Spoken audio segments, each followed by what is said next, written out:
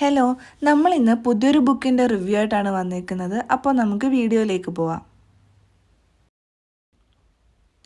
ഇന്നത്തെ നമ്മുടെ video Lajo ജോസിൻ്റെ orange തോട്ടത്തിലെ അതിഥി എന്ന നോവലിനെ കുറിച്ചിട്ടാണ്. ഇതൊരു ക്രൈം ത്രില്ലർ നോവലാണ് കേട്ടോ. മലയാളത്തിൽ ഞാൻ ക്രൈം ത്രില്ലർ നോവൽസ് അധികം വായിച്ചിട്ടില്ല. അതുകൊണ്ട് തന്നെ എനിക്ക് ഈ ബുക്ക് ഒരുപാട് ഇഷ്ടമായി. പെട്ടെന്ന് തന്നെ നമുക്കിത് വായിച്ചു തീർക്കാൻ തോന്നും. അത്രയും ഇൻട്രസ്റ്റിംഗ് ആയിട്ടാണ് ഇതിൻ്റെ കഥ പോകുന്നത്.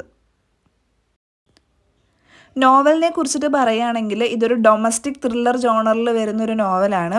ഒരു പെർഫെക്റ്റ് മേർഡറിൻ്റെ തയ്യാറെടുപ്പും അതേപോലെ അത് എങ്ങനെ എക്സിക്യൂട്ട് ചെയ്യാൻ ശ്രമിക്കുന്നു എന്നൊക്കെ ഉള്ളതാണ് ഇതിൻ്റെ ഒരു പ്രമേയമായിട്ട് വരുന്നത്.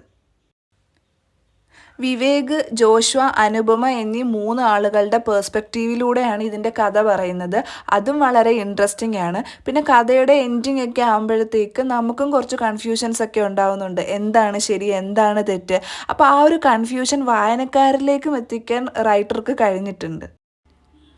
ഒരു സീറ്റ് എഡ്ജ് ത്രില്ലർ നോവലാണ് ഓറഞ്ച് തോട്ടത്തിലെ അതിഥി എന്ന് ഒരു ഡൗട്ടും ഇല്ലാണ്ട് പറയാം.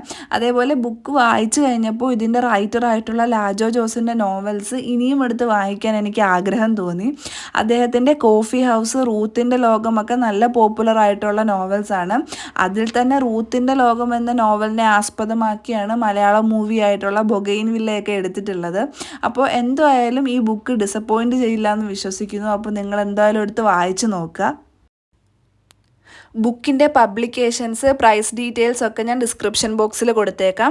അപ്പോൾ വീഡിയോ ഇഷ്ടപ്പെട്ടെങ്കിൽ അഭിപ്രായം പറയുക, ലൈക്ക് ചെയ്യുക, ഷെയർ ചെയ്യുക, സബ്സ്ക്രൈബ് ചെയ്യുക. നമുക്ക് മറ്റൊരു ദിവസം മറ്റൊരു വീഡിയോ ആയിട്ട് കാണാം. Bye, thanks for watching.